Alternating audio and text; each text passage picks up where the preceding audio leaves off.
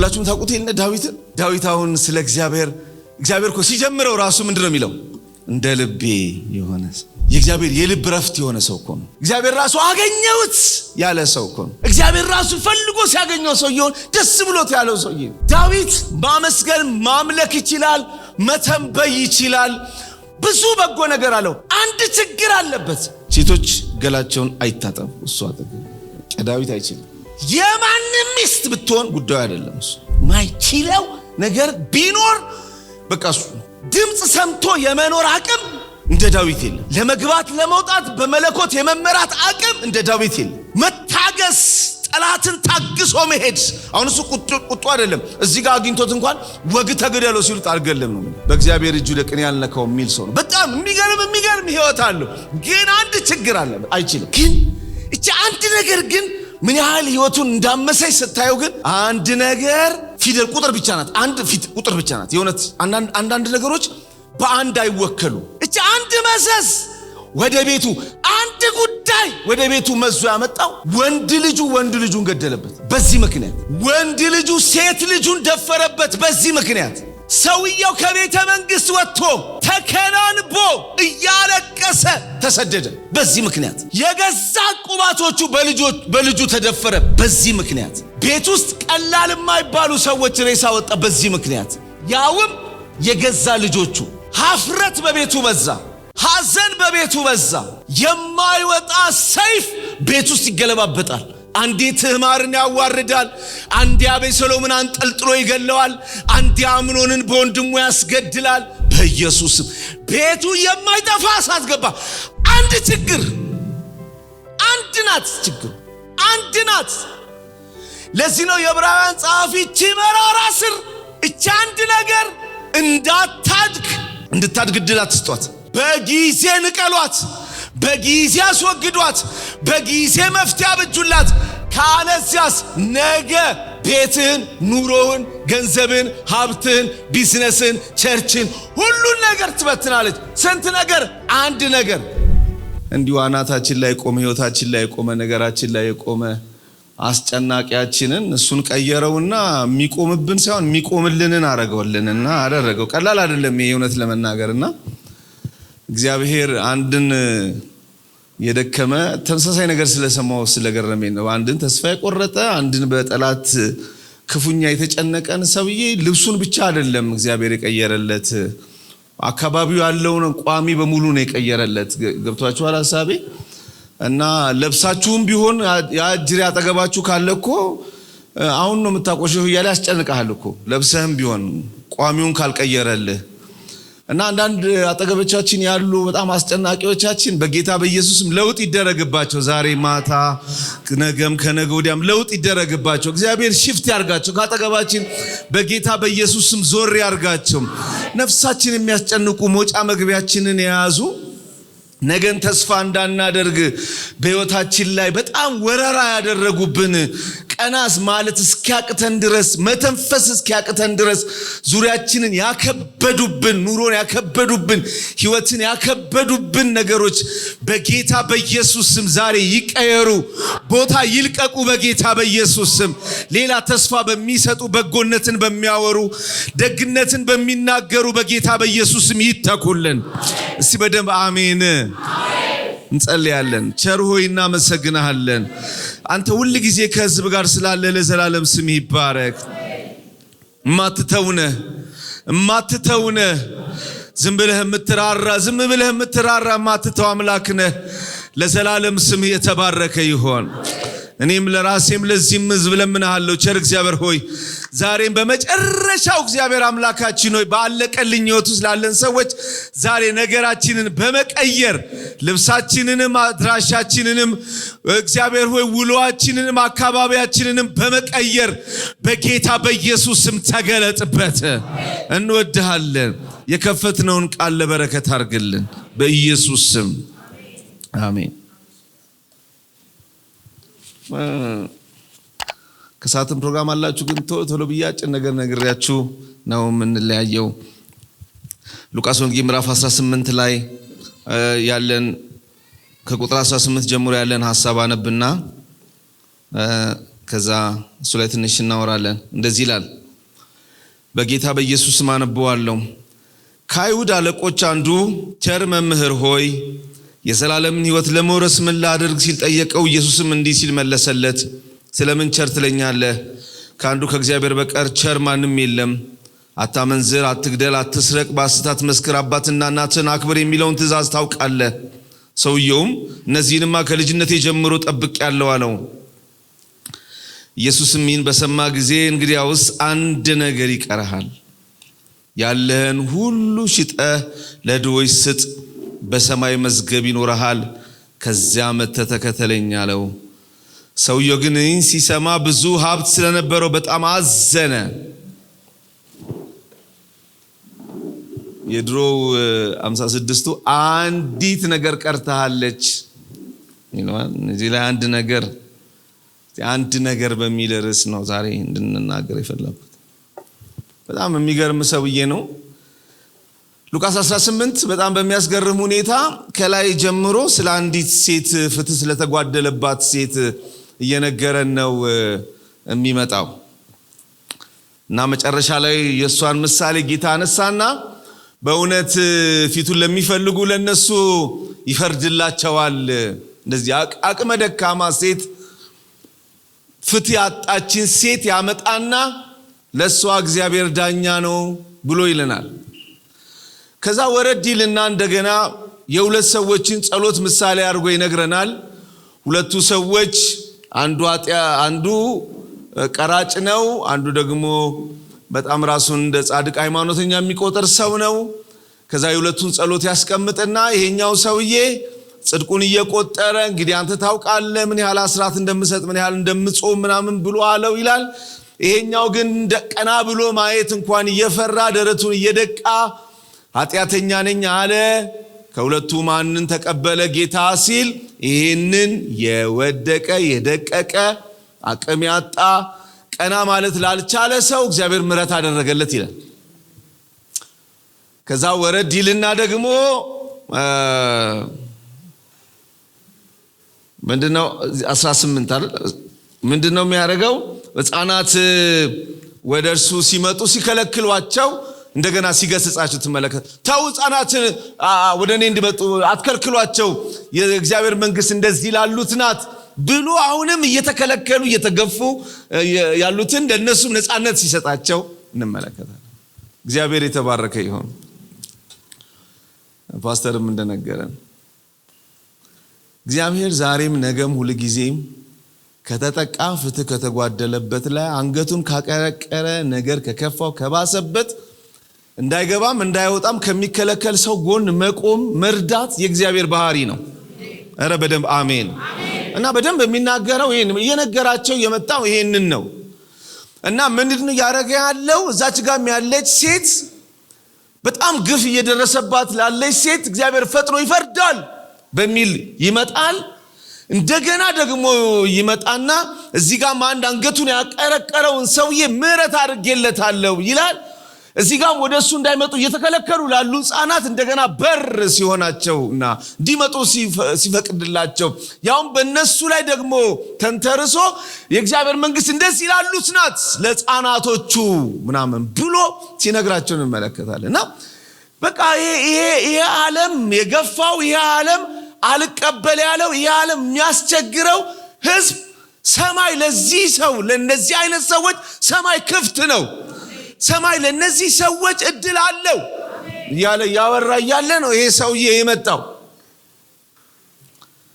ይሄም ሰውዬ አንድ በራሱ የሚተማመን ሰው ነው። ደግሞ ከነዚህ በተቃረነ መንገድ ያለ ሰው ነው ይሄ ወደዚህ የመጣውና ሞድለት ነገር አለ። የእውነት ለመናገር ሰውዬው ብዙ ሰዎች ወደ ጌታ ኢየሱስ ክርስቶስ መጥተው ልጄን አድንልኝ፣ ምራቴን አድንልኝ፣ ሚስቴን አድንልኝ፣ ከለምጽ አድነኝ፣ ከደሜ ምንጭ ምናምን ብለው ሲጠይቁት እናውቃለን። ይሄ ሰውዬ ግን ኒቆዲሞስ እንኳን ወደ ኢየሱስ ሲመጣ አይታችኋል። ትልቁ መምህር ሲመጣ አንተ ከሰማይ ተልከ እንደመጣ ታስታውቃለህ፣ የምታረገው ነገር ከሰማይ የመጣ መልእክተኛ እንደሆንክ ታስታውቃለህ ነው ያለው። ጌታ ነው ወደ ዘላለም ሕይወት እንዲመጣ የዳግም መወለድን እውነት እየነገረው ወደዚህ ሊያመጣው የሞከረው። ይሄ ሰውዬ ግን ሲመጣ በጣም የሚገርማችሁ ፈውሰኝ፣ አድነኝ፣ አብላኝ፣ አጠጣኝ አይደለም፣ የዘላለም ሕይወት እፈልጋለሁ ብሎ ነው የመጣው። አስገራሚ ነው። ይሁን ለምናገር በዛ ወቅት ላይ ገብተኸኛል ነው ኢየሱስ። ገብተኸኛል፣ አውቄሃለሁ፣ ተረድቼሃለሁ፣ ማን መሆንን አውቄያለሁ። አሁን አንተ ጋር ስመጣ ስለ ካሽ አይደለም፣ ስለ ጤና አይደለም፣ ስለሆነ ነገር አይደለም። የመጣሁት ለዘላለም ሕይወት ነው። ይሄ በጣም አስገራሚ ነገር ነው በወቅቱ የእውነት ለመናገር። ኒቆዲሞስ እንኳን መጥቶ ብያቸዋለሁ ይሄን ጥያቄ መጠየቅ አልቻለም። ይሄ ሰውዬ ግን ሲመጣ የዘላለም ሕይወት ስለመውረስ ፈልጋል። አንድ ሲጠራው ደግሞ ምንድን ያለው? ቸር መምህር ብሎ ሲለው ለምን ቸር ትለኛለህ ማለት አሁን ለምን ቸር ትለኛለህ? እሱ ብቻ ነው ቸር ሲል እሱ ብቻ ነው ማለት ምን ማለት ነው? እኛ የሥላሴ አማን ነን አይደል?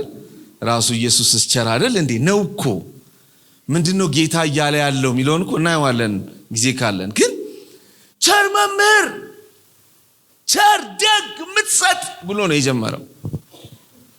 የዘላለም ሕይወት እፈልጋለሁ ብሎ ነው የጠየቀው። እኔ ዛሬ ባርኮት አለኝ እዚህ ላይ የገባንና የተረዳነው ነገር እዚህ አልወርድ ብሎን የገባውና ኑሮ ገቢውና ኗሪው ያልተመጣጠነ ሕይወት ውስጥ እንደዚህ ምትተተተተ ቃላቶቻችን፣ ወሬዎቻችን፣ ጸሎቶቻችን፣ ንግግሮቻችን የውበታቸው የድምቀታቸው ትልቅነት የኑሮ ኮሳሳነት በጌታ በኢየሱስ ስም ፈውስ ያገኛሉ ብዬ ተስፋ አደርጋለሁ፣ አምናለሁ እግዚአብሔር። እና ጌታም እንደዚህ አለው ከአንዱ ከእግዚአብሔር ቸር የለም ካለ በኋላ አታመንዝር፣ አትግደል፣ አትስረቅ እንደተባለ ሰምተሃል አለው። ትእዛዙን ታውቃለህ ሲለው ሰውየው እንግዲህ ከላይ ያነበብነውን አይታችኋል። ሰውየው በድፍረት ይሄንንማ ከልጅነት ጀምሮ አድርጌዋለሁ ከላይ በቃ እንዴት ያኛውን ሰውየው ምሳሌ አይታችሁ እዚህ ጋር ስትመጡ ያ አንገቱን ደፍቶ ኃጢአተኛ ነኝ ምናምን እያለ የሚደቃውን ሰውዬ ጌታ ምሳሌ አንስቶ ነግሮ ዞር ሲል እዚህ ጋር ደግሞ በጣም ደረቱን የነፋ ይሄን ከልጅነት ጀምሮ አድርጌያለሁ የሚል ሰውዬ ደግሞ መጣ። እዚህ ጋር ሁሉ ነገር አድርጌያለሁ፣ ሁሉ ነገር ነው የፈጸምኩት አለው። እንደው እሱን አይደለም መናገር የምፈልገው ከላይ ካለው ጋር ያያያዙ ግን ስለገረመኝ ነው መናገረው። ግን ሐሳብ ይሄኛው ነው። ይሄንን ከልጅነቴ ጀምሮ አድርጌዋለሁ ሲለው ጌታ እንዲህ አለው አንድ ነገር ቀረሃል። ርዕስ ያደረኩት እሱ ነው። አንዲት ነገር የድሮ ቃል ደስ ይለኛል። አንዲት ነገር ናት የቀረች። በቃ አንተ በጣም ጥሩ ነህ፣ ብዙ ነገርህ ጥሩ ነው፣ አንዲት ናት የምትቀርህ አለው። ምንድናት? እሷን ንገረኝ። ደግሞ ይሄን ሁሉ አድርጌ ደግሞ ለአንድ ደግሞ ምን ሆናለሁ? እስቲ ምንድናት? አንዷ ቆሞ ነው የጠበቀው ሊሰማ።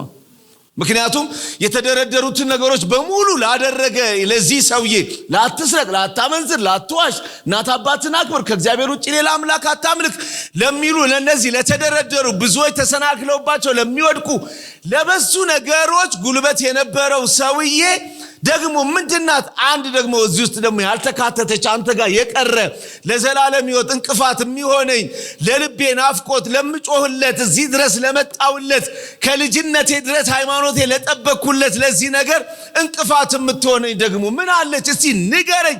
ምንድናት ያቺ አንድ ነገር?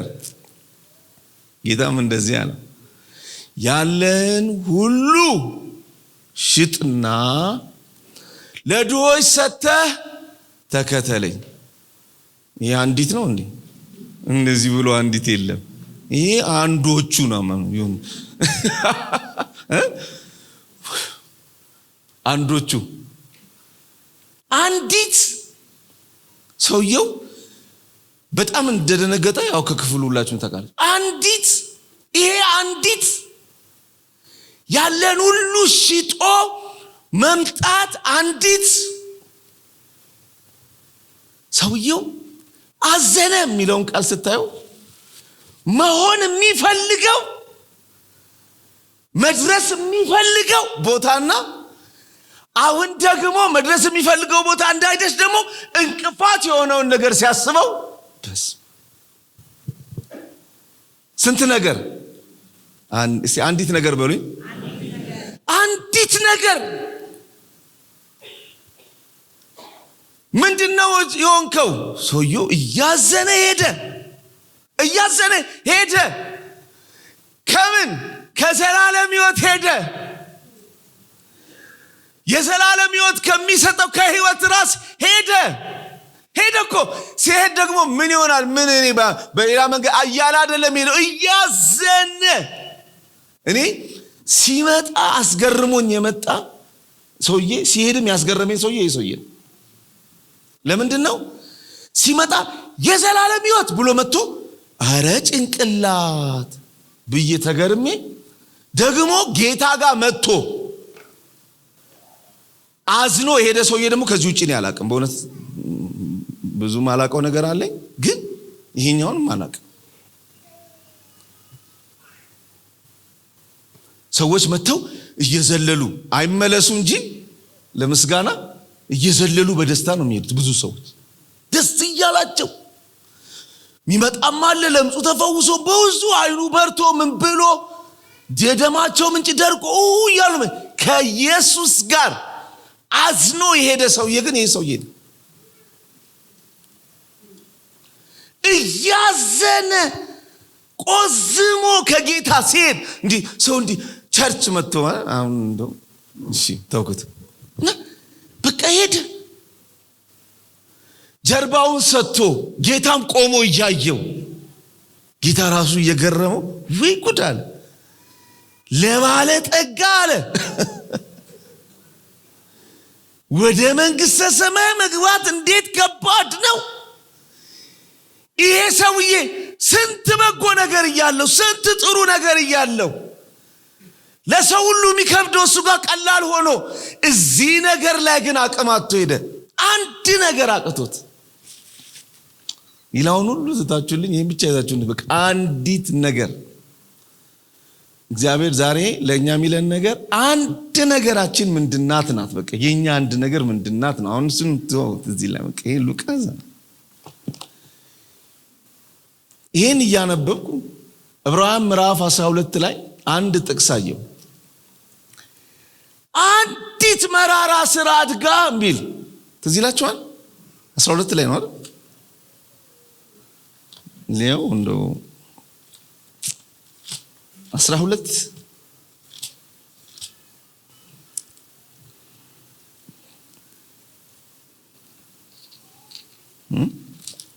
እሺ ጎሽ ከእናንተ አለ 12 ላይ ከእናንተ ማንም የእግዚአብሔር ጸጋ እንዳይጎልበት ደግሞ መራራ ስር በቅሎ ችግሩ እንዳያስከትልና ብዙዎችን እንዳይበክል ተጠንቀቁ።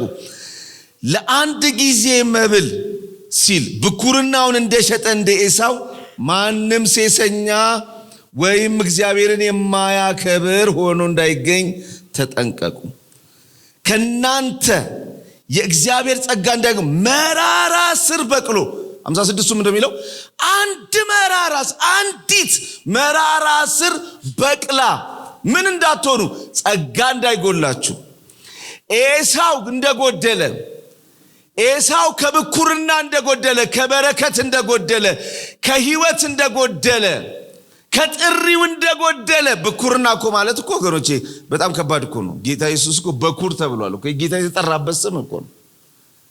ብኩርናን ማጣት እኮ ማለት የአብርሃም የይስሐቅ የያዕቆብ አምላክ በሚባልበት በዚህ ጥሪ ውስጥ ፓትርያርክ ጥሪ ውስጥ አለመግባት እኮ ነው። ይሄ እኮ ትልቅ መጉደል ነው። በምንድን ነው የሚለው የዕብራውያን ጻፊ? በአንዲት መራራ ስር። ይሄ ሰውዬ አንድ መራራ ስር አለው ውስጡ። ምን? ገንዘብ መውደድ፣ የገንዘብ ፍቅር። አንድ መራራ ስር ሳታውቀው ህይወት ውስጥ አድጓል። አታመንዝርን ገድሎ፣ አትስረቅን ገድሎ፣ አትዋሽን ገድሎ፣ ብዙ ነገርን ከህይወት ውስጥ አርቆ አንድ መራራ ስር ግን ከሚናፍቀውና ከሚጓጓለት የዘላለም ህይወት ልትለየው መታለች። በጣም የሚገርማችሁ ነገር ይሄ መራራ ስር ምን ያህል ህይወት ውስጥ እንዳደገ የምታውቁት የሚያውቀውን እውነት ምንድነው ያለው ጌታ? ያለን ስጥና ተከተለኝ በሰማይ መዝገብ ታገኛለህ አለው። ሰውየው ያዘነ ሄደ ይላል። ምን ማለት ነው? ሲጀምር ምን ብሎ ነበር የጀመረው ስብከቱን? ወይ ደግሞ ወደ ጌታ ሲመጣ ቸር መምህር ብሎ ነው የጀመረው። አሃ አንተ ቸርነት የገባ ሰው ነህ ማለት ነው። እንግዲያውስ ያለህን ደግሞ በቸርነት አካፍልና ና ሲለው እኔ መስበክ እንጂ መኖር ደስ አይለኝም ያለ ይመስላል። እኔ መስበክ እንጂ መኖር አልፈልግም ያለ ይመስላል። ቸር ነህ ብሎ ጀምሮ ቸር ከሆነ እግዚአብሔር የጠራው አምላክ ቸር ከሆነ ስጥና ና ሲለው አንተ ብለህ ነው? አንተ እኮ ቸር ነህ፣ ከምሰጠው በላይ ትሰጠኛለህ፣ ከማካፍለው በላይ ታካፍለኛለህ ማለት አይችልም። ቸር ነህ ማለት ስለ እግዚአብሔር ቸርነት ማውራት እንጂ ቸርነት የሚባለው መኖር ግን በፍጹም በሕይወቱ የማይሆንለት ሰው ነው።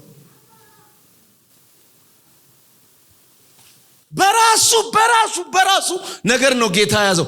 ቸር ነህ ብለህ ጀምር። ሲስጥ የት ይስጥ? ለማን ይስጥ? ያዘው ሄደ። እኔ አንዳንድ ሰው ግን ከአፈር አይደል እንዴ? ሁላችንም ከአፈር አይደል ተቦክተን ህፍ ሲልብን ሰው ይሆን ነው? አንዳንድ ሰው ገንዘብ ተቦክቶ ነው እንዴ ህፍ ሲባል ሰው ይሆን ነው? ጥሩ ሳቅ ነው ያው አሳሳቁ ራሱ ደስ ምን አይነት ነገር ነው ማለት? ስለ እግዚአብሔር ለማውራት ስለ በዛ ርዕሰ ጉዳይ ላይ ለመናገር የሚሆን ብቃትና አቅም ኖሮ ለሱ የሚሆን ግን የመኖር አቅም በጌታ በኢየሱስ ክርስቶስ ስም እኔ ጌታን ሁሌ ነው ከቅርብ ጊዜ ወዲህ በጣም ነው የምለምነው። እግዚአብሔር አሁን እየጄ መነግረው ህዝብ አሁን መነግረውን ማቀዝብ ነው እኔ ማራቅ አይደለም።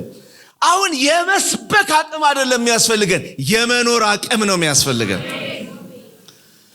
አሁን የነዋሪነት ቅባት አሁን እግዚአብሔር ቀባኝ ከተባልክ ለማገልገል አይደለም ለመኖር ቀባኝ ብሎ መጸለይ በረከት ነው። ቀባኝ የተቀባ ነዋሪዎች አሜን ነው የሚባለው። የተቀቡ አገልጋዮች ብቻ ሳይሆን አሁን የተቀቡ ነዋሪዎች በኢየሱስም ይብዙልን ምድሪቱ ላይ ወክ የሚያደርጉ ኑሮን ወክ የሚያደርጉ ቸርነትን በዚህ ልክ ማውራት የማይችሉ ግን ቸርነትን የሚኖሩ ሰዎች።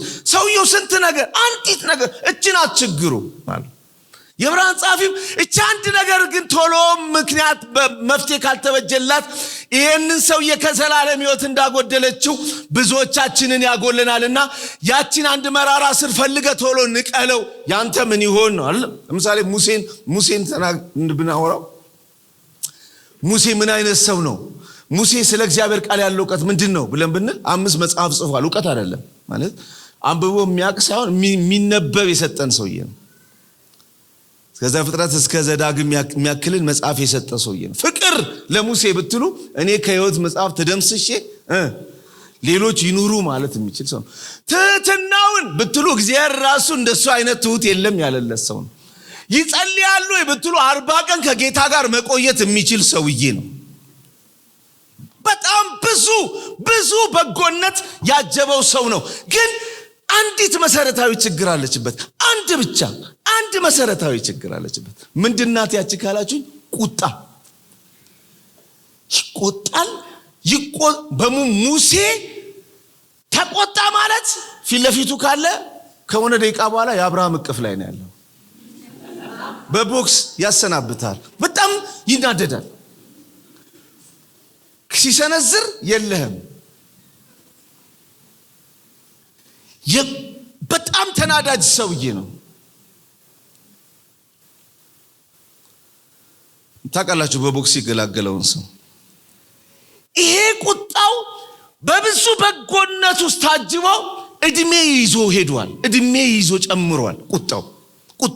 ቁጣኝነቱ ትህትናን፣ ፍቅርን በ40 ዓመት የእረኝነት አገልግሎት ስደት ውስጥ ብዙ መንፈሳዊ ህይወቶችን ብዙ ካራክተር ዲቨሎፕ ያደረገ ቢሆንም እንኳን ቁጣኝነቱ ግብጽ ውስጥ የነበረው ያም ተናዳጅነቱ ግን አብሮት 40 ዓመት አብሮት ቆይቶ መጥቷል። ከጌታ ጋር ለ40 ቀን በሰማይ በተራራ ላይ ቆይቶ ሲመለስ ሁላችሁም የምታውቁት ታሪክ እኮ ነው። ጌታ ነግሮታል እኮ ባይዘው ቶሎ ውረድ ታች የሆነ ነገር ተረብሿል አለ። ምንድነው አለ። በጣም የሚገርመኝ ነገር ምንድነው የተፈጠረው? ጣዖት እያመለኩ ነው አለው። ጣዖት እያመለኩ ነው ከታች ትተውኛል የራሳቸውን አምላክ። ከዛ እንዲህ አለ በቃ ይቅር በላቸው ባክህ። ስማ ካልተነካ አጠገቡ ካልደረስክ ብዙ ጊዜ ጨዋ ነህ ባይዘው በብዙ ነገር። በቃ ይቅር በላቸው ባክህ ምህረት አድርግላቸው ምናምን አለው እግዚአብሔርን። ከዛ ጌታ መጽሐፉ ነው የሚለው ራራላቸውና በቃ ሂድ ውረድ አለው። ወረደ። በስማ ያለማኝ ያ ጥሩ ሰውዬ ያ ይቅርታ የሚጠይቅ ሰው ወረደ። ገና ሳይ ዘፈን ምናምን ድምፅ ሰማ። ምንድነው ይሄ የምሰማው ሲለው ይሄ ደግሞ ሁሉን ነገር በራሱ ሰፈር ነው የሚተረጉመው ኢያሱ። ጦርነት ነው መሰለኝ አለው። ሰውዬው ጦረኛ ነው። ምንም ነገር ብትሉት ሁሉን ነገር የሚያያይዘው ከዚህ ጋር ጦርነት ነው ምናምን ሲለው አይ የድል ነሽ የድል ተነሽ ምን አይደለም ይሄ ዘፈን። ወረደ። ሲያይ ጥጃ ሰርተው አምላካችሁ ይሄ ነው ብለው ሲሉ ደረሰ። ያ በቃ ሙሴ ሆነው ተናደደ፣ ተቆጣ። አሁን እኮ እግዚአብሔር ሲቆጣ ይናገራል እኮ ይሄን ህዝብ ብሎ ነው የሚጀምረው። ሙሴ ሲቆጣ ምን እንደሚያደርግ ነው ማያውቀው። ተቆጣ፣ ታቦቱን ያዘ፣ ሰበረው። ከዛስ ጥጃቸውን ፈጨው፣ በጠበጠው፣ አጠጣቸው። በስመ አብ ወወልድ ወመንፈስ ቅዱስ አሐዱ አምላክ። እንዴት አይነት ያ ምህረት ሲለምን ነበር እኮ ቅድም ሳትነካ እኮ አንተን አገላጋይ እኮ። ኧረ እንደዚህ አታስብ፣ ኧረ እኔ እናንተ ሄደን እናናግረዋለን፣ ኧረ ችግር የለም ዲተረጋግ። ያውም አንተ ውጭ ሁን እኔ ላና አንተ በዚህ ቁጣ አትችልም ብለህ ገብተህ ስትወጣ ተደባድበህ ካራባት ተይዞ ራስህ በብላ ስትወጣ አንተ ዋናው አንተ ሆነ ትወጣለህ። ዋናው በስማ ሲደርስ ሌላ ሰው ሆነ። ትዝ ይላችኋል አይደል? መጨረሻ ላይ እግዚአብሔር መቼም ታቦቱን ሰብረህ ጎሽ ምን አላለውም እኮ አወሩ 34 ላይ እግዚአብሔር ምን አለው? ና ራስ ቀርጸና በእጅ አለው። በእጅ ቀርጸናና እናወራለን አለውና ሲመጣ ሁሉ ነቢያት የሚያወሩትን መርህ ሰጠው። እኔ እግዚአብሔር አለ ሚቅርባይ ታጋሽ ነኝ አለው። ከኔ ጋር ናችሁ ወይ? ሙሴ ተረጋጋ ማለት ነው። ተረጋጋ። ከዛ በኋላ ከዚህ ከዘዳግም ዘጸአት 34 በኋላ ያቺ ታቦቱ እንዳተሰርቶ መጥቶ በታቦቱ ፊት እግዚአብሔር ተመላለሰ። እግዚአብሔር ምን አለ? ኃጢአተኛን እቀጣለሁ አለ። ኃጢአተኛን እተወዋለሁ ማለት አይደለም፣ ግን ታጋሽ ነኝ ደግሞም ይቅር ባይ ነኝ። አሁን ሙሴን ምንድን ነው የሚለው? ታገስ፣ የኔን ባህሪ ተካፈል፣ ትዕግስት ይኑር። አሁን ምኑ እንደሚቀጣና ምኑ አሁን ታቦት ምን አረገ? 40 ዓመት የጸለይክበት 40 ዓመት እኔ ጋር የቆየህ 40 ቀን ሙሉ እኔ ጋር የቆየህበት ያሳለፍክበት ይሄ ሁሉ ነገር ይዘህ ስትወድ ምን አደረገ ታቦት? ያደረገው ያ እግዚአብሔር ከሰማይ ብሎታል እኮ እነዚህን ሰዎች ብሎታል። እሱ ደግሞ እነዚህን ሰዎች ማራቸው ብሎ እሱ ሲጀምር ግን ታርጌት ፐርሰን የለውም። እንዳለ ይዞ ፍጭትና ጠጣ ያንተ ወርቅ ብረት ምናምን አሸዋ ቁጣው ንዴቱ ወደ ላይ ሲመጣ በቃ እንደዚህ ነው። እኔ አንድ ሰው አውቃለሁ፣ የእናቴ ጓደኛ ነው እና እንደኔ የኔ ኩያሳውን የኔ ታናሽ በጣም ታናሽ የሆነ ልጅ አለው።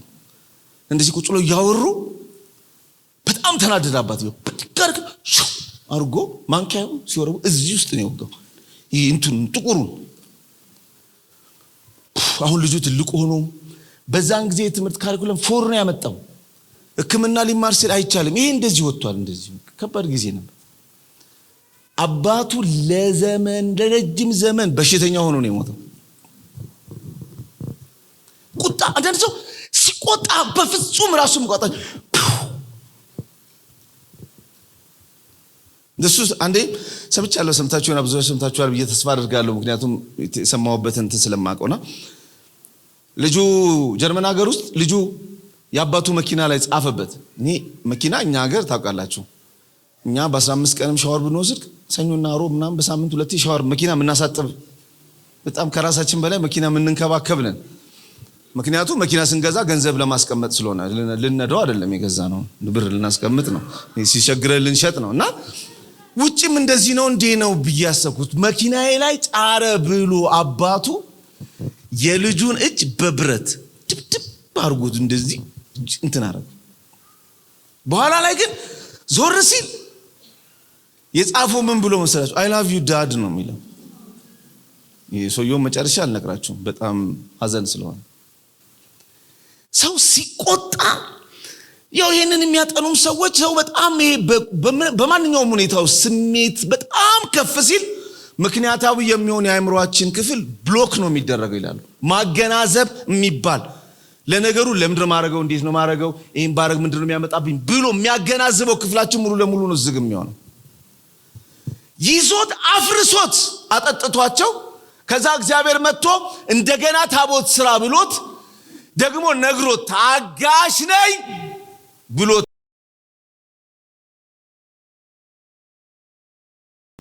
ዋጣጣን ምናምን ብሎ ጮውበት። ያኔም ተናደደ። ይሄን ዝም ብለ ወለድኩት አለ። እኔ ሲናደድ ይጠፋበታል። ቅድም እኮ ባካት ትግደላቸው እነሱን ከደምስሰኝ እንዳላለ ሁሉ በቃ ሲበሳጭ ሁሉ ነገር ነው የሚጠፋበት። ዛሬ የኛ አንድ ነገር በጌታ በኢየሱስም ተመዛ ከህይወታችን ውስጥ ትወጣለች። የሰው ትዳር ያበላሻል አንድ ነገር ናት ሙሲ አንድ ነገሩ ግን እድሜ ጠገብናት እሱ ህይወት ውስጥ በጣም ረጅም ጊዜ የከረመች ናት።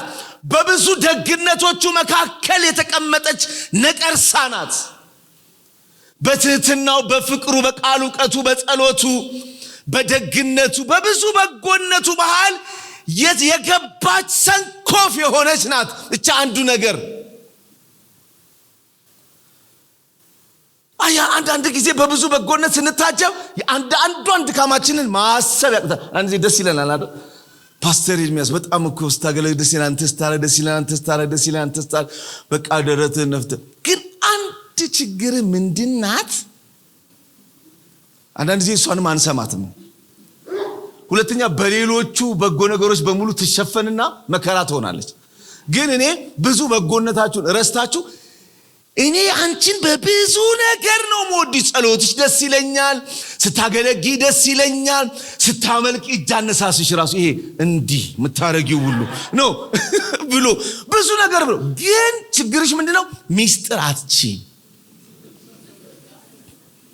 እሱን ብቻ ሰምቶ ወደ ቤት መሄድ ብጽህነት ነው። ሁሉን ረስተው የሚነገራቸውን አንድ ችግር ብቻ ሰምተው የሚሄዱ ብፁዓን ናቸው ህይወታቸውን ያተርፋሉና። አሜን ነው።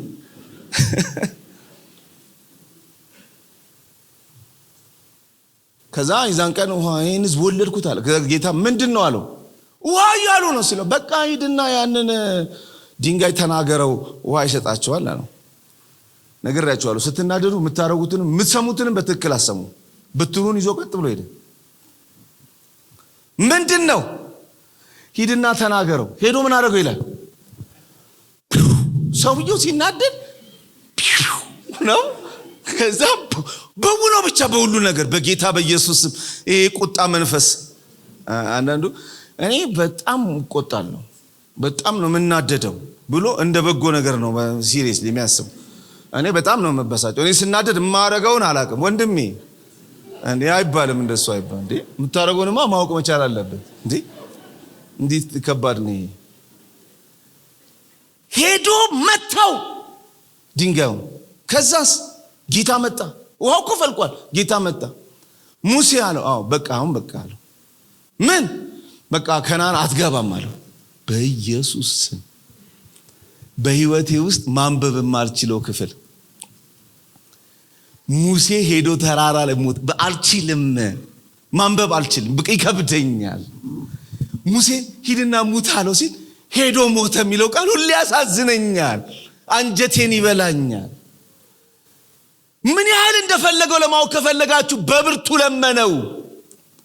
እባክህን ማረኝ፣ ለዚህ ነው ይሄ ሁሉ መንገድ የመጣሁት።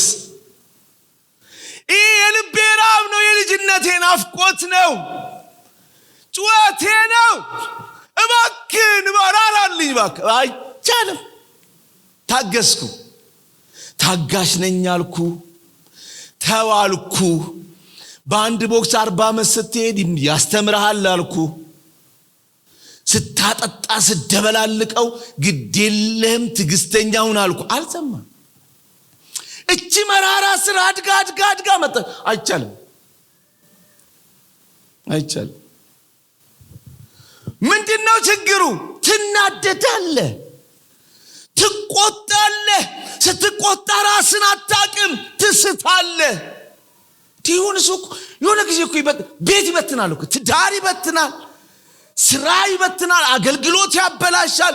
በጣም ብዙ በጎ ነገር ያላቸው ሰዎች በዚህ ጉዳይ ራሳቸውን ባለመግዛት በጣም ብዙ ነገር እንደ ሀገርም እንደ ቤተክርስቲያን እንደ ቤተሰብ አበላሽተናል።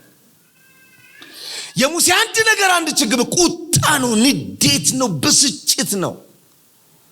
የዚህ ሰው አንድ ነገር ምንድነው? ገንዘብ መውደድ ነው። ይወዳል ገንዘብ።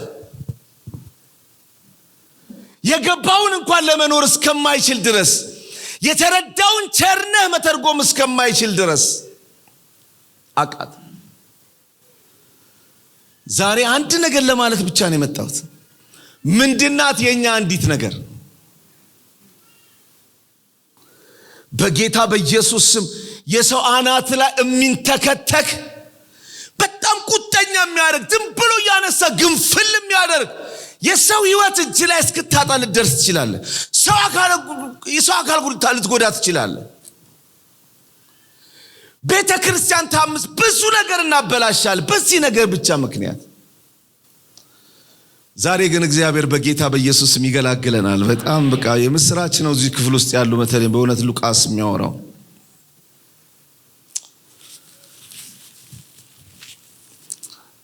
ሁላችሁም ታውቁት የለ ዳዊትን። እንደዚህ ልጨርሰው ብዬ ነው። ዳዊትን ታውቁት የለ? ዳዊት አሁን ስለ እግዚአብሔር እኮ ሲጀምረው ራሱ ምንድነው የሚለው? እንደ ልቤ የሆነ ሰው ነው። የእግዚአብሔር የልብ ረፍት የሆነ ሰው እኮ ነው። ጌታ ይባረክ። እግዚአብሔር ራሱ አገኘሁት ያለ ሰው እኮ ነው። አንድ ሰው በቀደም ቸርች ፓስተር ነውና አሁን አንድ አገልጋይ እየፈለኩ ነው። ሁለት ይለኛል። ትንሽ ይቆይ። አንድ የጻናት አንድ ይወጣት አንድ ወንድሜ እንዲህ እኮ አይደለም የሚባለው አልኩት። እንዲህ እኮ ለሰው ፈልጋለሁ አይባልም እኮ። ቸርች ውስጥ እኮ በማስታወቂያ ሰው አይመጣም። እግዚአብሔር ራሱ ሰው ያገኘው እኮ ፈልጎ ነው። በኋላ ያገኘው ሰውዬ አንተን ነው የሚያገኘው። አናትህን አግኝቶ ነው መከራን የምታስ ተንበርከክና ጌታ ወይ ፈልጋ አግኝተ ስጠኝ በለው። ሰው ስጠኝ። አይኖ ቸርች ውስጥ አገልጋይ የለም። አይኖ ያስቸግራል። አይኖ ግን እግዚአብሔር ሰው ካልሰጠ አይሆን። እግዚአብሔር ራሱ ፈልጎ ሲያገኘው ሰውዬውን ደስ ብሎት ያለው ሰውዬ። ዳዊት ማመስገን ማምለክ ይችላል፣ መተንበይ ይችላል፣ ብዙ በጎ ነገር አለው። አንድ ችግር አለበት። ሴቶች ገላቸውን አይታጠቡ። እሱ አጠገብ ዳዊት አይችልም። የማንም ሚስት ብትሆን ጉዳዩ አይደለም። እሱ ማይችለው ነገር ቢኖር በቃ እሱ ድምጽ ሰምቶ የመኖር አቅም እንደ ዳዊት የለም። ለመግባት ለመውጣት በመለኮት የመመራት አቅም እንደ ዳዊት የለም። መታገስ፣ ጠላትን ታግሶ መሄድ። አሁን እሱ ቁጡ አይደለም። እዚህ ጋር አግኝቶት እንኳን ወግ ተገደለው ሲሉት አልገለም ነው የሚለው። በእግዚአብሔር እጁ ለቅን ያልነካው የሚል ሰው ነው። በጣም የሚገርም ህይወት አለው። ግን አንድ ችግር አለ፣ አይችልም። ግን እቺ አንድ ነገር ግን ምን ያህል ህይወቱን እንዳመሰች ስታየው ግን አንድ ነገር ፊደል ቁጥር ብቻ ናት። አንድ ፊት ቁጥር ብቻ ናት። የሆነት አንዳንድ ነገሮች በአንድ አይወከሉ። እቺ አንድ መሰስ ወደ ቤቱ አንድ ጉዳይ ወደ ቤቱ መዞ ያመጣው ወንድ ልጁን ገደለበት። በዚህ ምክንያት ወንድ ልጁ ሴት ልጁን ደፈረበት። በዚህ ምክንያት ሰውየው ከቤተ መንግስት ወጥቶ ተከናንቦ እያለቀሰ ተሰደደ። በዚህ ምክንያት የገዛ ቁባቶቹ በልጁ ተደፈረ። በዚህ ምክንያት ቤት ውስጥ ቀላል የማይባሉ ሰዎች ሬሳ ወጣ። በዚህ ምክንያት ያውም የገዛ ልጆቹ። ሀፍረት በቤቱ በዛ፣ ሐዘን በቤቱ በዛ። የማይወጣ ሰይፍ ቤት ውስጥ ይገለባበጣል። አንዴ ትዕማርን ያዋርዳል፣ አንዴ አቤሴሎምን አንጠልጥሎ ይገለዋል፣ አንዴ አምኖንን በወንድሙ ያስገድላል። በኢየሱስም ቤቱ የማይጠፋ እሳት ገባ። አንድ ችግር፣ አንድ ናት ችግሩ፣ አንድ ናት። ለዚህ ነው የዕብራውያን ጸሐፊ እቺ መራራ ስር፣ እቺ አንድ ነገር እንዳታድግ እድል አትስጧት፣ እንድታድግ እድል አትስጧት። በጊዜ ንቀሏት፣ በጊዜ አስወግዷት፣ በጊዜ መፍትሄ አብጁላት። ካለዚያስ ነገ ቤትህን፣ ኑሮህን፣ ገንዘብህን፣ ሀብትህን፣ ቢዝነስን፣ ቸርችን፣ ሁሉን ነገር ትበትናለች። ስንት ነገር? አንድ ነገር።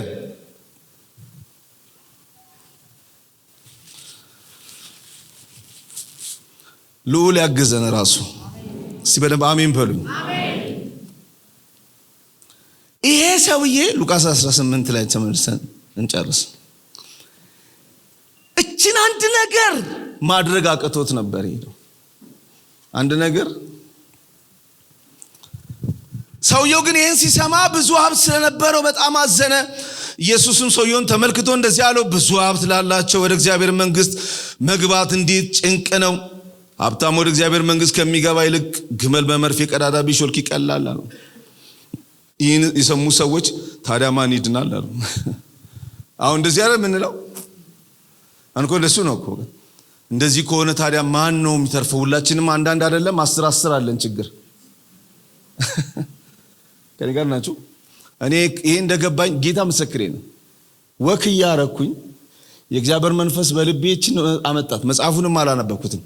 ሮጬ ቤት ገባውና ተንበረከኩኝ። ስንበረከክ ነው አንዴን ያወቅኳት፣ ነከስኳት። ፍታኝ ከዚህ፣ አድነኝ ከዚህ፣ ነገ እምባዬን እንዳያበዛ፣ ነገ መከራዬን እንዳያበዛ አድነኝ ከዚህ ያልኩት። አንዱ ባርኮቴ የአንድ ነገራችንን የምናውቅበት የእግዚአብሔር አይን በኢየሱስም ይሆነልን። ይሄ ሰውዬ ይሄ ነገር አጠገቡ የነበሩ ሰዎች በአንድ ነገር ምክንያት ሰውየው እያዘነ ከዘላለም ሕይወት ርቆ ሲሄድ ሲያዩት ቆሙና እንግዲያስ ማን ነው የሚድነው? ማን ነው የሚድነው? እንዴ ሁላችንም እኮ አለብን። ማን ነው ታዲያ የሚድነው? ማን ነው ይሄንን የሚያደርገው? ጌታ ነገራቸው። አንዷን ነገር መገላገያ። እግዚአብሔር የተባረከ ይሁን። ኢየሱስም እንዲህ አላቸው፣ በሰው ዘንድ የማይቻል በእግዚአብሔር ዘንድ ይቻላል አላቸው ይላል። ኧረ በደንብ አሜን በሉኝ ባካችሁ። እንዲህ እና ምንድነው የሚለው? በእግዚአብሔር ነው። አሁን ጥያቄው አሁን አንዳንድ ጊዜ ታዲያ እግዚአብሔር ካረዳኝ አይባልም አይደል? ኦልሬዲ እግዚአብሔር ምን ያደርጋል? ይችላል፣ ሊረዳ ነው። ስለዚህ አንድ ችግር አለበት ይሄ ሰውዬ። ምን ማለት? በእግዚአብሔር ነው የሚቻለው። በራስ የሚቻል ነገር የለም። በራስ አቅም የሚሆን ነገር የለም። አንድም ነገር መገላገል በጌታ ነው። ያልተገላገሉ ሰዎች ይህን ሁሉ አጥተዋል። ብዙ ሰዎችን ከመጽሐፍ ቅዱስ ምሳሌ አንስተን አርገን መንሳት እንችላለን፣ ግን እንደሱ ብዙ ከማድረግ ብዬ ነው። አሁን ይሁዳን ተመልከቱት። ይሁዳ አጋንንት ማስወጣት ማን ይለዋል? ይሁዳ። ከስሙ ትርጉም ጀምሮ እኮ ደስ ይላል ይሁዳ። ይሁዳ ግን ችግሩ ምንድነው? ሌባ ነው። አንድ ችግር ነው ያለበት። አይገርምም? አንድ ችግር ነው። በ3 ዓመት ተኩል ውስጥ ስለ ይሁዳ ሌላ ነገር አውሮ ብትባሉ ምንም አታወሩ። ሰውየው ገንዘብ ይወዳል፣ ሌባ ነው። እቺ መራራ ስር ግን በ10 ሳንቲም ስርቆት ከኮረጆ በምትሰረቅ ትንንሽ ሳንቲሞች ስርቆት የተጀመረች እቺ አንድ ሳንቲም ስርቆት ግን አድጋ ኢየሱስን ነሸጠችው። አንድ ናት። አይመስልም? አሁን እኔ እኮ በጣም ብዙ በጎ ነገርን ችግሬ ምንድነው? ሐሜት አልችልም ሚል ሰው ቢገጥማችሁ እስኮ ብቻውን እኮ አደጋ ነው እኮ። ቤት ለልጆቼና ለሚስቴን ክፍል ነገርኳቸውና በጣም ገረመኝ። የኛ አንዲት ነገር ምንድናት? ቤት ውስጥ ነው መቼም ጮህ። እኔ በጣም ቤት ውስጥ ፓስተር ለመሆን ሞክራለሁ። ምንድናት የኛ አንድ ነገር?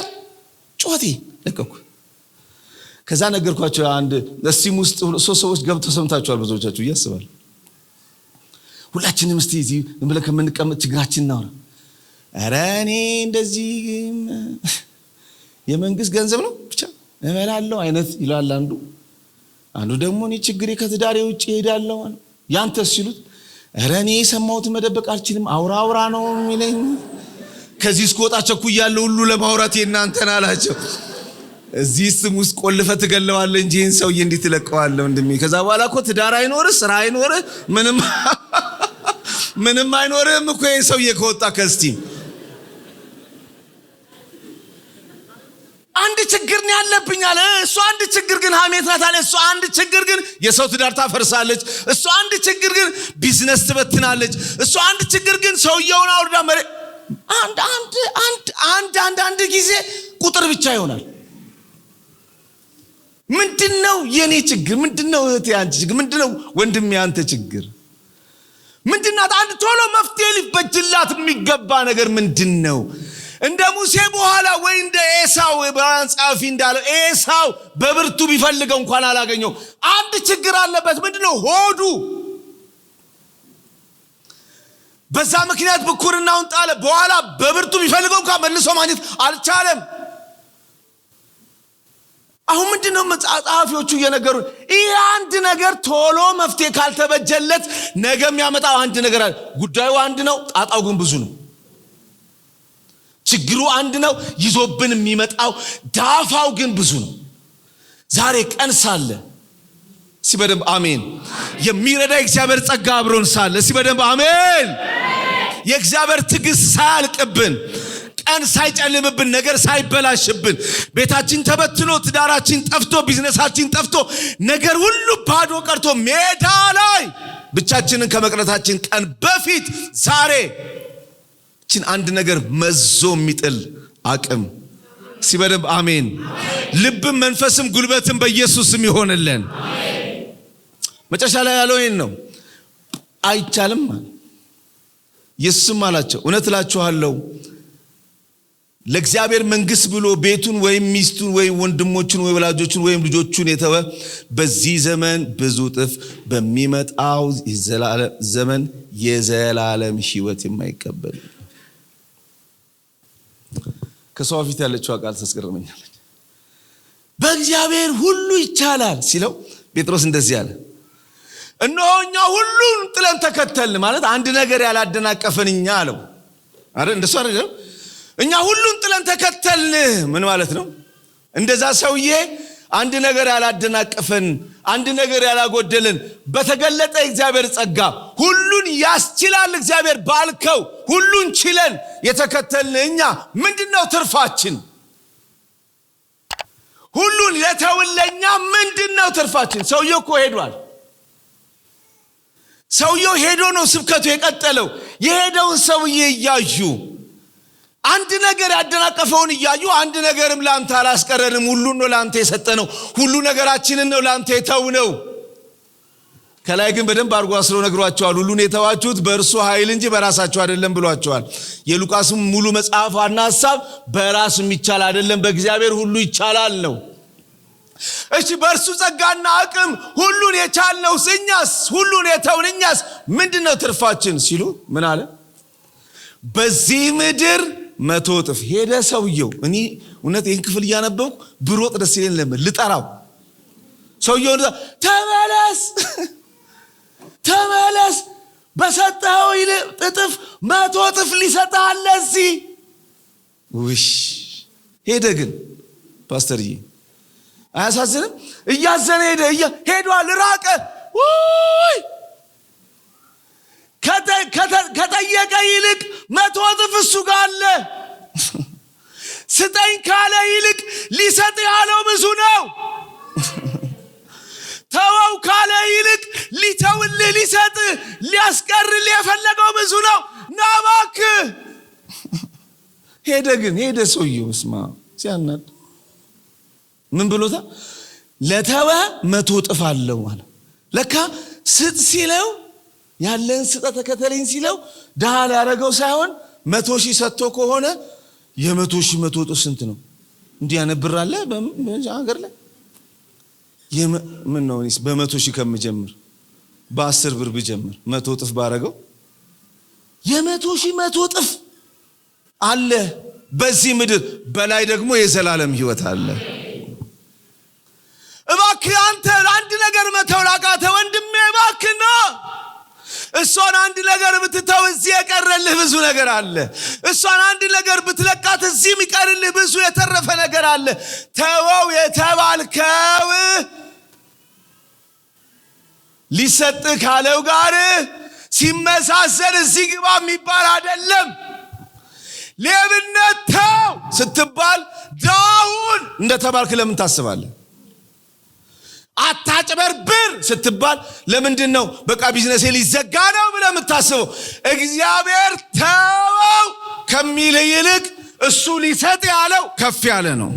ኧረ በደንብ አሜን በሉኝ ባካችሁ። እንዴት ነው ብሎኛል አንድ ጊዜ ባይብል ስተዲ ቸርች ውስጥ አንዱ ፓስተር ከባድ እኮ እናንተ ቢዝነሱ ስለሌላችሁ ብዙ ነገር አታውቁም እኮ እንደ መስበክ እኮ አይደለም ቢዝነስ ላይ ያለው ኑሮ አለች። ከባድ እኮ ነው። አዎ አታጭበርብር። ልጄን ላሳድግ እግዚአብሔር እንደዚህ እኔ አሳድጋለሁ ነው። 100 እጥፍ በተሻለ ክብር አሳድጋለሁ። አንተ ሰርቀ ከምታመጣው፣ አንተ አጭበርብረ ከምታመጣው፣ አንተ የሰውን ባፍስሰ ከምታመጣው፣ የሰው ደም አፍስሰ ከምታመጣው፣ ሰው ላይ ተንተርሰ ከምታመጣው፣ የብዙዎችን ቤት አጨልመ ቤት ላይ ካበራው 0 ሻማ ይልቅ እኔ ማበራልህ። ሲበደም አሜን። እኔ ማበራው ብርሃን ከፍ ያለ ነው። መጽሐፍ ሲናገር ያለ ፀሐይ የሚያበራ እኮ ነው። ኧረ በደንብ አሜን በለኝ እባክህ። ያለ ፀሐይ በጉ ብርሃን ሆነው የተባለለት ጌታ ግድ የለህም እዛም አተራምሰ አምጥተ ቤት ላይ ከምታበራው 0 ሻማ ይልቅ እምቢ ሌብነት፣ እምቢ አመፀኝነት፣ እምቢ ዝሙት፣ እምቢ ርኩሰት፣ እምቢ ክፋት ብለህ ብትመጣ እኔ በቤት ላይ የምደምቅ ሙሉ ብርሃን ነኝ ይልሃል እግዚአብሔር። ተው ያልኩን አንድ ነገር መልቀቅ ብትችል የምትይዘው ከፍ ያለ ነው። ኧረ በደንብ አሜን። ምንድነው የኛ አንድ ነገር ግን? ምንድነው የኛ አንድ ነገር? ምንድነው እኛ ሙሴን ከከናን ያስቀረ፣ የዳዊት ቤት ውስጥ የማይወጣ ሰይፍ ያስገባ፣ ይሁዳን እስከ መጨረሻው ከጌታ ጋር ሄዶ ቦታው ላይ ተያዩ። እሱ ለዘላለም ሕይወት ወደ መስቀል፣ ይሄ ደግሞ ለውርደት። በጣም የሚገርመኝ ነገር ሲሰርቅ ዮሐንስ በ96 ዓመተ ምህረት ሲጽፍ ይሁዳ ሰረቀ እስኪል ድረስ እሱ ከሰረቀው በ30 ውስጥ ነው። ከ60 ዓመት በኋላ ነው እንደሚሰርቅ ዮሐንስ የነገረን። ባይዘው አንድም ሰው ይሁዳ እንደሚሰርቅ አያውቅም እንጂ ስርቆት ግን አፈንድቶ ሲገለው ግን ገበያ መሃል ሰው ሁሉ እያየው ነው። ሁሉም ሰው አይቷል። አንዱ ጸሐፊ ሆዱ ሲተረተር አይቶ ሆዱ ተተርትሮ ነው የሞተው አለ። አንዱ ደግሞ ሲሰቀል አይቶ ሲሰቀል ነው አለ። መንገድ ላይ ነው ተሰቅሎ የሞተው። አንድ ነገራችን አንድ ጊዜ የምትሰራው በሚስጥር ነው፣ የምታዋርደን በአደባባይ ነው። 60 ዓመት ልትደበቅ ትችላለህ። 30 ዓመት ተሰውረ ልታረገው ትችላለህ። ፔሎሆዲያስ በጣም ጸያፍ ነገር የምትለማመድ ሰው፣ በጣም የሚያስጠላ ነገር፣ ለሰው አይምሮ እንኳን የሚከብድ ነገር ምንም ማይመስላችሁ በጌታ እቺ አንድ ነገር አደባባይ ስትወጣ የብዙ ሰዎችን ጆሮ ጭው ታደርጋለች። እሱ ባለትዳር እኮ ነው የምትለው ሰውዬ በጣም በነውረኛ ነገር ተዘፍቆ ታገኛል። ዛሬ ቀን አለ፣ ዛሬ ድል አለ፣ ዛሬ ያው እግዚአብሔር ምስክሬ ነው ቀን አለ። ዛሬ እላዩ ላይ ፀሐይ ሳይወጣበትና ጉዳዩን አደባባይ ሳያገኘው በፊት ዛሬ ቀን ሳለ እዚች አንድ ነገር ላይ በጥላቻ እርምጃ የሚወርሰው ብፁዕ ነው። ኧረ በደንብ አሜን። አቅቶኝ ነው ለእግዚአብሔር ይቻላል ይላል መጽሐፉ። አሜን ነው የሚባለው። አይቻልም አሉ እኮ ሰዎቹ። አይቻልም፣ ይሄን ኑሮ አይቻልም፣ ያለ መስረቅ ቢዝነስ አይቻልም፣ ያለ ኮራፕሽን ስራ አይቻልም። መጽሐፉ ይቻላል በማን? በእግዚአብሔር። ኧረ በደንብ አሜን። በእግዚአብሔር ይቻላል። ኧረ አሜን። በጌታ በኢየሱስ ስም የጨለማ ኃይል የተሰበረ ይሆን፣ በኢየሱስ ስም የተሰበረ ይሆን። ክፉ የአመጽ ስራ በጨለማ በር ዘግተህ እኮ የምታደርገውን ነገር እኮ ሁላችሁም የምታውቁት አይደል? በጣም በቅርባን በጣም የምንወደው በጣም ብዙ ሰዎች መጽሐፍቱን ያነበብነው አንድ ፈረንጅ ፓስተር ሁላችን ለ8 ዓመት የሱን መጽሐፍ ግሬስ ያላነበበ ሰው አለ? የሱን መጽሐፍ 8 ዓመት ሙሉ በድንብቅ ውሽማ ይዞ ለ8 ዓመት ወንድሜ የቱንም ያህል ጊዜ ፍት ዛሬ ቀን ሳለ ቶሎ ካልተፋታ መዘዝ አለው። ይኸውልህ በጣም ጭቃ ውስጥ ገብቶ የወጣ ሰው ይታየኛል። እየሄደ ነው ግን የደረሰበት ቦታ ደረቅ ነው፣ ምንም ዝናብ የለም። እዛ ሰፈር ግን አሁን መኪና ስነዳ አንዳንድ ጊዜ ወደ ናዝሬት ወደ አዋሳ ስንነዳ በሰላም ፀሐይ ላይ የነዳን ዝናብ የተመታ መኪና ያልፋል። እዚህ ጋር ዝናብ የለም መጥቷል ይዞት የሚከተለን ሰዎች አለ። በደናው ጊዜ ነገራችን አደባባይ እንዳይወጣ ዛሬ ቀን ሳለ አንዲቷን መራራ ስር መዞ መጣል ይሆነልን። ይቻላል ወይ? አዎ። እንዴት? በእግዚአብሔር ጸጋ። ምን አለ ጌታ? ለሰው ማይቻል ለእግዚአብሔር ይቻላል። ይሄን አዋጅ አውጀ ነው የምንጨርሰው። እስኪ ከኔ ጋር በሉ። ለሰው ማይቻል ለእግዚአብሔር ይቻላል። ድገሙት። ለሰው ማይቻል ለእግዚአብሔር ይቻላል። እንጸልያለን።